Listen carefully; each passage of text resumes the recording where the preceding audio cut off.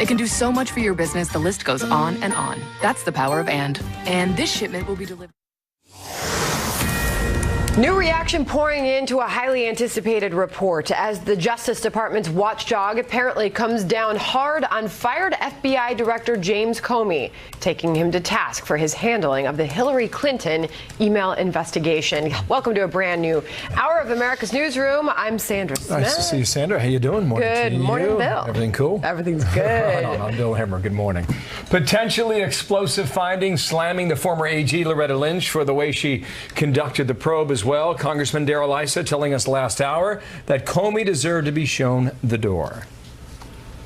Well, it's not about illegal, and I think no one's accusing him per se of illegal activity. What we do realize is that he serves at the pleasure of the president, and if in fact he's arrogant, if in fact he's insubordinate, if in fact he has a double standard for Hillary and against Trump, all of those things are reasons to terminate him. And a lot of what this IG report is going to show is that he was properly terminated as somebody who really shouldn't be on the job.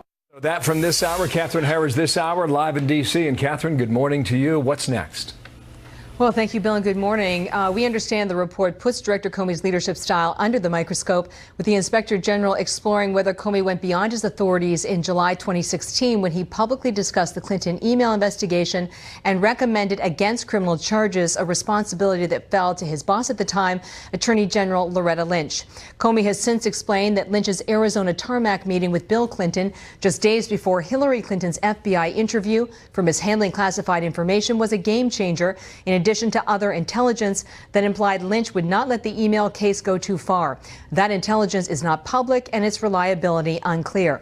When Fox News caught up with Lynch on Capitol Hill recently, she refused to answer questions about the Comey allegations. In the draft report, the Inspector General reportedly rebukes Lynch as well for her handling of the federal criminal probe. Comey testified to Congress that Lynch advised him to call the criminal investigation a matter. Comey said the language concerned him because it closely tracked with the language used by the Clinton campaign.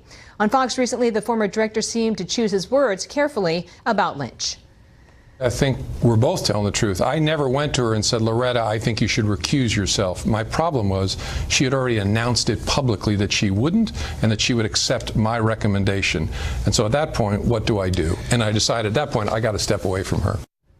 A former Inspector General told Fox News the report's delay may come down to the review process because they said witnesses who cooperate, like Comey, have an opportunity to respond to the Inspector General's findings, Bill. So also news this morning about the Justice Department, FBI records about an alleged confidential source. What does that deal with, Catherine? Well, that's right, Bill. This is a highly fluid situation this morning, and late last night, a senior Justice Department official told reporters that they would offer congressional leadership another briefing and access to those records. The timeline is now Monday or Tuesday next week. These records, as you recall, are about an alleged confidential human source that contacted Trump campaign aides, and they were requested by Chairman Nunes and Chairman Gowdy in late spring. And Fox News was told last night by multiple congressional sources that the records had been promised for this morning after the issue came to a head with Speaker Ryan and Chairman Gowdy's public comments that they believe the FBI acted properly based on what they knew so far.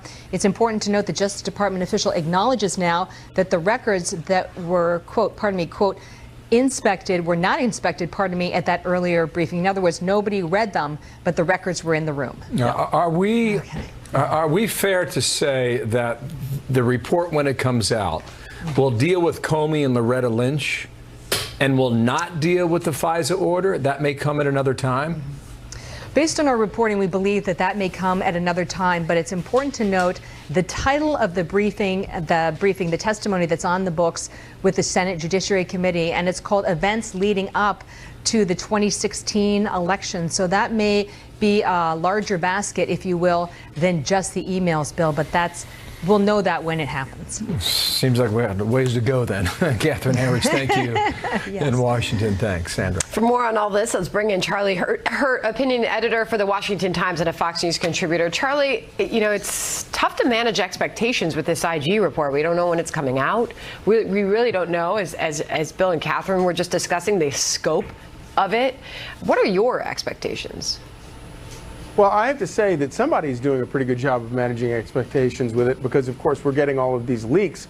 And when you stop and sort of by a process of elimination try to figure out who it is that's leaking this stuff, it's not. I don't think it's Michael Horowitz. I don't even think it's anybody in Congress, because I don't think that they've seen it. The people that are leaking this information are people inside the FBI who are desperate to kind of soften the blow for when this comes out. And I would argue that in and of itself is a pretty good indication of the problem all along. So many people from the top to the bottom in the FBI, whether it's Loretta Lynch meeting with Bill Clinton on the tarmac, or Jim Comey with his Superman complex, or all the hardworking FBI agents whose hard, decent, good work got compromised by all of this stuff. The problem here is the FBI was not focused on justice. It was focused on sort of, at least Jim Comey and Loretta Lynch were more focused on politics and protecting themselves. Yeah, here's Lindsey Graham last night saying he basically thinks the whole thing was a sham when it comes to the FBI investigation. Listen. I think the Department of Justice was in the tank for Clinton. The FBI did not do a very good job of looking at the Clinton email investigation. It was a sham investigation. Charlie? You know, one of the funniest things, Sandra, is when as you know, when you talk to former Clinton campaign people, they are so mad at Jim Comey about him raising the specter of relaunching the investigation days before the election. But of course, they conveniently ignore that extraordinary press conference back in July before the election, where Jim Comey laid out a perfectly good case for prosecuting Hillary Clinton, and then concludes by, but we're not going to prosecute her. So they have done the FBI, Jim Comey, Loretta Lynch, they've done a very good job of compromising themselves and their department. And I think that that at least they deserve all of the criticism they're getting from people like Lindsey Graham. Interesting. We haven't really seen or heard much from James Comey in recent days and weeks, and we saw so much of him for a while there, right, Charlie? And now to learn, and now to learn through these leaks, and he's the focus of this IG report. Yeah, he was on a real tour there for a while. But I do think, and I have to say, yeah, exactly. But when I look back at it now, and the title of his book is Higher Loyalty. My gosh, when now that you have this report coming out accusing him of defying authority, of insubordination, it makes you wonder, well, what was that higher loyalty? Is his higher loyalty to some sort of institutional thing? Well, I'm sorry, the FBI is here not to protect the institution of the FBI. The FBI is here to ensure justice is served, and I don't think that anybody would argue that happened in this case. Well, we learned a lot about James Comey through these recent leaks, but also Michael Horowitz also rebuked former Attorney General Loretta Lynch for her handling of the investigation into Hillary Clinton's email servers. So, as the president said, what's taking so long for this Inspector General report? The anticipation is building by the day. We'll see. Charlie, thank you. Can't wait to see it. That's certainly going to make some headlines when it does come out. And we were expecting this, 2 weeks ago? And so nothing yet. But any day now. Could come anytime. That's right. Got a Fox News alert right now for you. Dangerous drones, a growing national threat. Homeland Security yesterday warning Congress America is not ready to stop a drone attack on U.S. soil. Griff Jenkins has this story live back there in D.C. Griff, how serious is the threat here? Short answer, Bill, imminent and dynamic. Their words, not mine. The testimony was sobering before the Senate Homeland Security Committee. DHS officials urgently warning that terrorists are not only actively planning to carry out lethal attacks against the U.S. and our allies using drone technology, both overseas and here at home, but also we might not be prepared. Undersecretary for Intelligence David Gloss says this threat is real and we are witnessing a rapid evolution in the danger it poses. We know ISIS fighters in Iraq and Syria have used unmanned aircraft to deliver explosives and continued to plot unmanned aircraft use in terrorist attacks elsewhere. This is a significant threat to the homeland. Gaw also noted the growing risk it poses to law enforcement officers executing missions, including protecting open venues like concerts and sporting events, and officials cited a major increase in suspicious drone activities, Bill, which went from 8 incidents in 2013 to 1,752 in 2016. And more coming. What do we think we need to do to address the threat, Griff? Well, DHS is quick to point out that any commercially available drone can be used pretty much anywhere by terrorists or criminals, whether it be on the battlefield in Iraq or Afghanistan or outside of the Stanley Cup Finals game tonight in Las Vegas. So they are seeking greater authority to take countermeasures whenever they encounter any suspicious drone, along with other measures to address the vulnerabilities they noted. Chairman of the committee, Ron Johnson, says the takeaway should be to give them just that, and they hope to make that a part of the National Defense Authority Act, which will be debated and hopefully voted on in the coming weeks. More to come. Thank you. Griff Jenkins on that in Washington. Thank you, Griff. Sandra. Police releasing the 911 audio from the deadliest mass shooting in modern U.S. history. My sister got shot! We need an ambulance! We have 3 gunshot wounds, but I have no idea where we are. You need an ambulance? Yes! But beyond the panic and horror, we will tell you what we are now learning about that tragic night. Plus, there's this. 115. To repeat, a tornado is on the ground. Take cover now. Daylight tornado, a powerful one ripping through the heartland, path of destruction left behind. Details on where this is happening straight ahead here. Plus, President Trump slamming the media for criticizing his wife Melania as the two make their first public appearance together in weeks. Prevagen has been shown to improve short-term memory. Prevagen, the name to remember. An American accused of fighting for ISIS is being released in Syria. Justice Department saying the dual U.S.-Saudi citizen had been detained as an enemy combatant in Iraq since September. The prisoner allegedly not agreeing with that release, saying he is not an ISIS fighter. The ACLU saying this is a, quote, disgraceful way to treat an American citizen, end quote.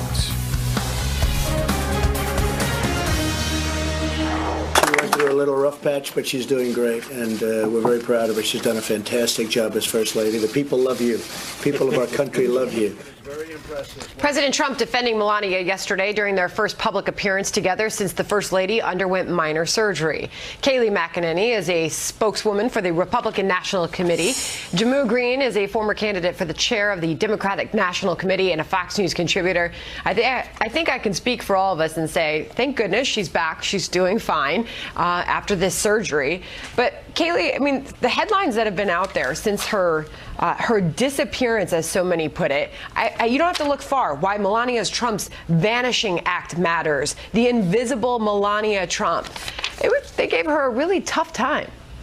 A really tough time. You know, you look at the mainstream media, and, you know, let's not even call them mainstream because I don't think they're particularly mainstream. I like to call them the conspiracy-ridden media, has been making up stories about Melania, speculating that this could be plastic surgery or abuse or a new move to New York City out of the White House.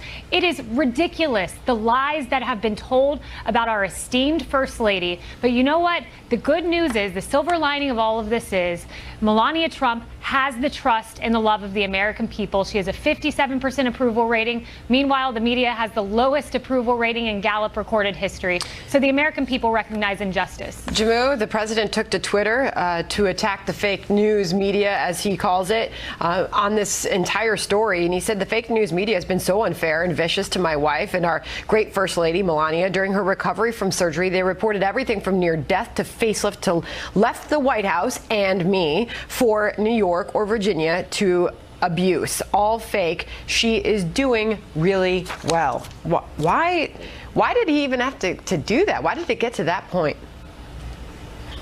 Well, I really wish it hadn't gotten to that point. I do agree with Kayleigh that Melania does have the love and trust of the American people. And so I do think that One, there was genuine concern about her whereabouts. For example, my mom, who had that same kidney surgery, outpatient surgery, was very concerned with why she was in the hospital for so long.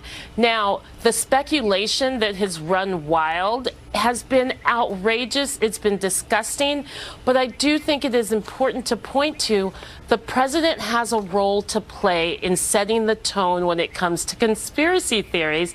And the role that he has played is to basically say, it's okay to do this type of speculation. It's okay to talk about a woman possibly having a facelift like he did with Mika Brzezinski from Morning Joe. So these are things that the president and Melania should reckon with, you know, in her Be Best campaign, how to change the tone from conspiracy theories to real conversation that's going to move us forward. Get Kaylee to respond to that, because while we were all, obviously, as you're saying, Jamu, you were concerned as well as your mother. You didn't see that. You didn't see so much of that. And the president went as far as to say 4 reporters saw her walking after the surgery outside the White House and never even reported it. He said this: 4 reporters spotted Melania in the White House last week walking merrily along to a meeting. They never reported the sighting because it would hurt the sick narrative that she was living in a different part of the world, was really ill or whatever. Fake news is really bad. But Kaylee, let me challenge the White House on this point. Perhaps was their messaging not all together on this? Could they have gotten ahead of this and prepared people for why she might be out of the public eye for a while? Look, I don't think they need to explain. She had a surgery. She was in the hospital for 5 days. That's a pretty big surgery, a long time to be in the hospital. She can take a few weeks off. I think it should be naturally assumed that someone's going to take some time away from the limelight after a surgery. But, you know, Jamu, I believe, you know, you were genuinely concerned, and your mother, and I'm sure many others on the left were. But you know what? Where the mainstream media, I don't believe this was genuine concern for Melania. You know, and where are the feminists also, I want to ask? Where are the Elizabeth Warrens? Where are the Hillary Clintons, the Nancy Pelosi's, the so-called people who defend women, defending Melania Trump? Because I haven't seen one tweet from an elected official or from women on the left defending Melania, standing up for her and saying this is inexcusable. We need to stand together as women on this. Jamu, last word. Well, as a feminist, I think that the speculation was absolutely inexcusable. The First Lady being out of the public eye for 30 days is a valid news story. It just needed to be covered in a way that was respectful. And perhaps we can get there if the president himself shifts the conversation away from conspiracy theories to the facts. Well, we're glad she's back in the public eye and feeling better. Thanks to both of you. Nice to see you. Thank you, Sandra. 20 minutes past, new fears surrounding those sonic attacks. Americans at yet another consulate overseas falling mysteriously ill. What the State Department is now doing and saying about that this time. Plus, a different health concern affecting U.S. veterans who served in Iraq and Afghanistan. The major health problems some of them are now facing. When you start examining what's in the burn pits and what they're doing and where the smoke's going, I said, that's what happens in war. I said, it shouldn't. And $1,500 in savings, including a free toilet. That's 1-800-425-8414. Well, we've seen the terrifying video of the Las Vegas massacre. Now police are releasing the 911 calls from the deadly attack, capturing the screams and pleas for help from concertgoers amid the gunfire from a sniper. Chief Correspondent Jonathan Hunt is live in our West Coast newsroom. Jonathan, this is a real glimpse into the terror people felt that night. Yes, Sandra, in this new court-ordered release, we actually get video and audio that captures the panic, fear and desperation of the concert-goers who found themselves under fire on that horrific night in Las Vegas. This video, for instance, from a security camera on the roof of the Mandalay Bay gives a disturbing sense of what the shooter would himself have been seeing as he rained high-caliber bullets down on the crowd from his 32nd floor room. And the 911 calls demonstrate the terror felt by his victims. My sister got shot! We need an ambulance! We have 3 gunshot wounds, and I have no idea where we are. You need an ambulance? Yes! Hello, fire department. We have to get her somewhere. We have to get her somewhere. Hello? Hello? Hello? And as we look at more of the video from those security cameras that have no audio, it shows people running for cover, stopping to help those who might be injured, or in some cases even dead. A night, Sandra, that no one who was there will obviously ever forget. Sandra? And Jonathan, what is the status of the investigation? Well, this is the fifth batch of records released by Clark County Sheriff Joe Lombardo. To the frustration of many, he's done so without commenting, without giving any significant updates on the investigation. The FBI has also declined to comment. And it seems the bottom line is we might never know what drove the shooter to do what he did. No links to terrorist groups, domestic or international, have ever been discovered. And we know little other than that the shooter, Stephen Paddock, was a wealthy gambler who had stockpiled an array of weapons and ammunition and spent several days, as these security camera videos show, coming and going from the Mandalay Bay, secretly bringing in his deadly arsenal. Now, the sheriff, by the way, is running for re-election this year. He says he will deliver a final report in August. It's obviously a very open question whether that will provide the kind of answers so many people would like in this horrific case. Sandra? It's really difficult to watch and hear. I can't imagine the horror those people went through that night. Jonathan Hunt, thank you. The president is going to the G7. I mean, there's no plan at all to pull out. But the president's been meeting with his national security advisors and his team about North Korea. He's well prepared for that. He's the best negotiator in the world. We're honored to have him at the table because we've got to have a denuclearized North Korea. So that from the White House earlier today, President Trump gearing up for a big week. First, trade at the G7 summit in Canada. Then all eyes go on Singapore. But those in the know are warning everyone to keep your expectations modest. Michael Anton, former spokesman for President Trump's National Security Council and a research fellow at Hillsdale College. How you doing, Michael? And good morning to you. Great, thanks. Piece in Politico. It's called Trump and Bolton spurn top-level North Korea planning. Here's just one of the lines. Trump himself has driven the preparation almost exclusively on his own, consulting little with his national security team outside of Secretary of State Mike Pompeo. I don't know if that's true or not, but you got a big problem with that. Why? I don't have a big problem with that. I think the process always has to match the president and match the president's style of preparation and so on. He clearly trusts Mike Pompeo a lot. Even before Secretary Pompeo became Secretary of State, the president entrusted him with getting the ball rolling toward talks on North Korea. So there's no secret why the president is relying on Mike Pompeo, and I don't think there's any reason why anybody should be alarmed about that. Okay, then what's the game plan for Monday? I think the game plan is, first and foremost, to just sit down and see if they can find some common ground.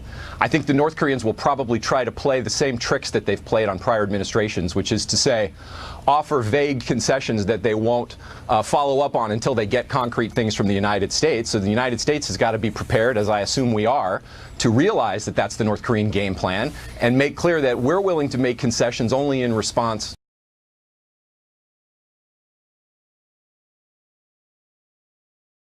Do you think there is a prearranged guarantee for both sides? Because usually that's how a big-time summit happens. Do you think that's the case here? Well, look, I can point you back to Secretary Pompeo's own words, including some comments that he made on Fox News Sunday several weeks ago, where he said the United States is willing to consider formally ending the Korean War. There is no treaty ending the Korean War. He said the United States would be willing to give security guarantees to Kim Jong-un.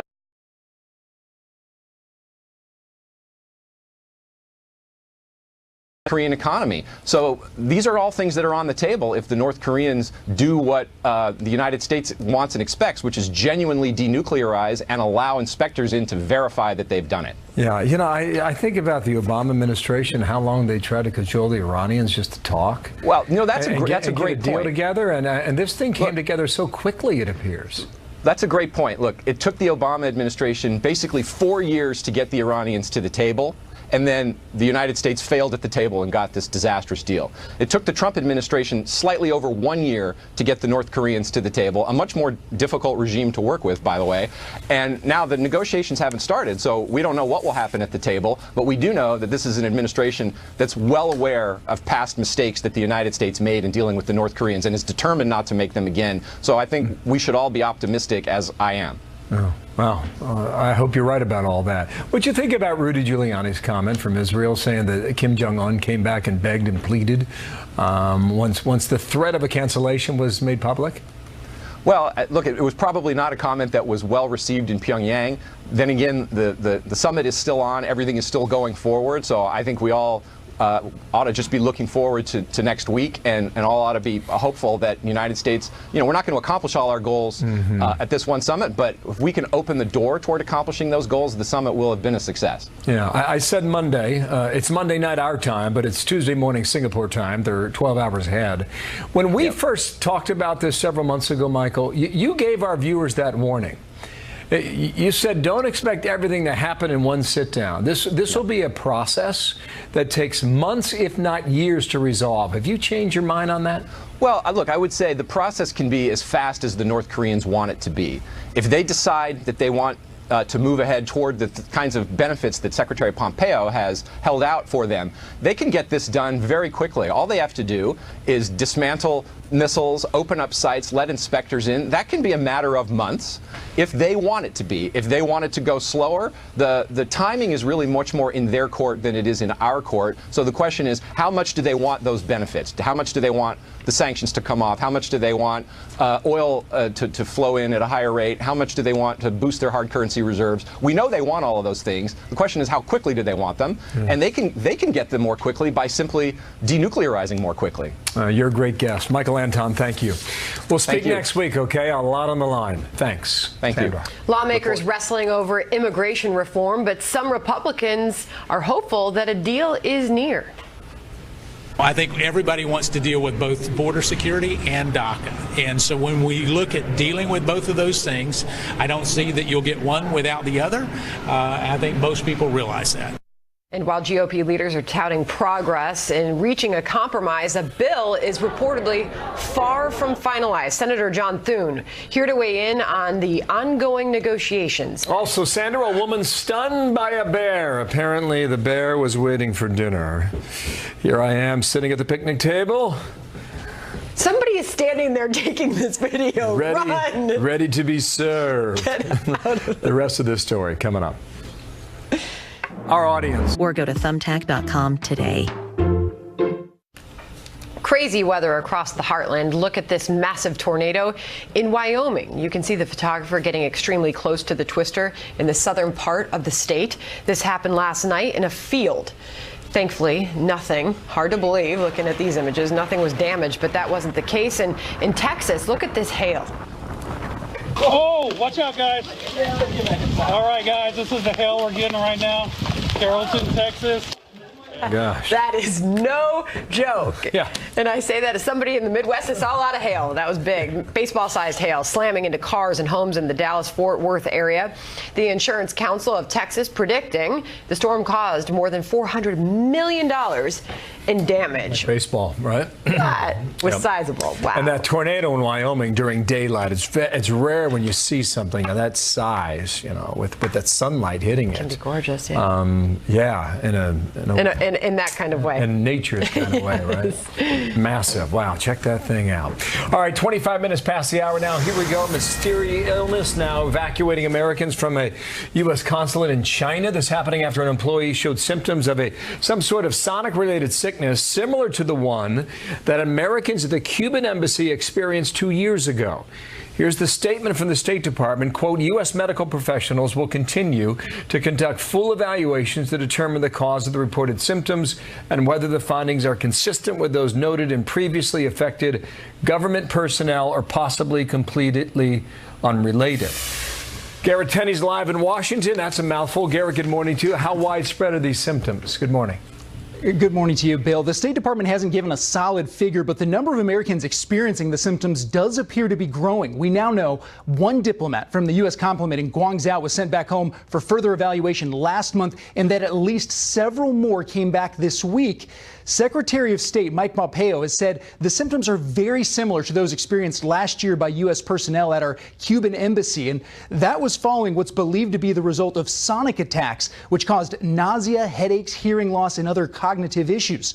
After months of investigating, though, officials still aren't certain what or who was behind those health scares. Today, China's foreign ministry said its investigation into these latest incidents turned up empty as well. What I can tell you is that China has investigated the suspected sonic attack against the U.S. Embassy and consulate staff in China in quite a responsible manner. But we have not found any organization or individual who conducted such an attack. In other words, we have not found any cause or clue that led to the situation mentioned by the U.S. We have informed the U.S. of this conclusion. And the timing of these latest incidents in China is interesting as well. The State Department says the first Americans started experiencing symptoms in late fall of last year, which puts it right around the same time that these believed health attacks, as the State Department calls them, were occurring in Cuba. Bill? What about the Cuba deal? Was there any long-term brain damage from those who complained about that?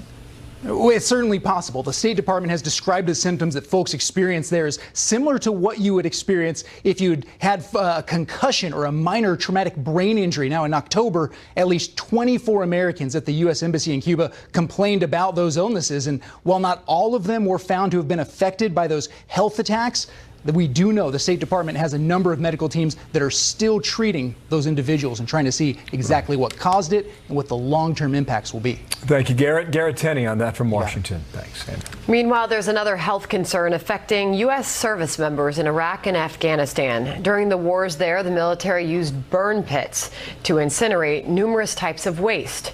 But thousands of veterans have developed serious illnesses, including cancer, which may have been caused by toxic fumes from those pits.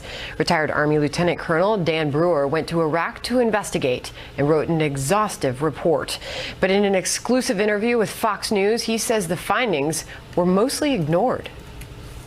When we presented and requested to meet with General Petraeus, and we met there, General Petraeus was, he was for it. But now the problem is in enforcing it. And most people had a regulation. They didn't care. They still didn't, they just had it. More than 64,000 active service members and retirees have put their names on a burn pit registry created by the Veterans Administration. Another health concern. They'll need the help they get, right? I mean, you can imagine over the years how much waste there was, during this war too. Yeah. Good reporting, Leah Gabriel. Thanks for that. President Trump, meanwhile, putting his negotiating skills on the line come Monday. Historic summit with Kim Jong-un. Will they pull off the ultimate deal? We'll take it up with a former member of his national security team who joins us live. Plus, there is this. I am in Las Vegas, and I ran from the mass shooting at the concert. Okay. And now I'm hiding. Where are you hiding at? We ran, and someone got into an airplane hangar. And then inside the airplane hangar, there was like a garage where people park their cars. Okay. So we're hiding in the garage, in the dark, inside a car.